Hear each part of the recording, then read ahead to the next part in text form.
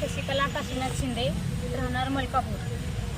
परवा जे प्रकरण झालं ती माझी पुतणी आहे आणि त्याविषयीच मी बोलते। जरा आमच्या मुलीला छेडछाड करत होते।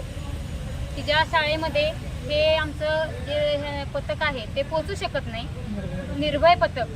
तरी आम्हाला या पोलिसांनी वगैरे छान सहकार्य केलं, त्यांच्याबद्दल आमचं काही नाही। परंतु आमच्या हिंदूंच्याच मुलींना असं टार्गेट का केलं जातंय आणि महिलांना? मग आम्ही कुणावरती विश्वास ठेवायचा? आमच्या मुली असे जर छेडछाड करत असतील ते आमच्या मुलींवर, तर आम्ही कुणाकडे दाद मागायचा आहे सांगा? हे राज्य आता ह्यांचं मुस्लिमांचं आहे की आमच्या हिंदूंचं, शिवाजी महाराजांचं आहे?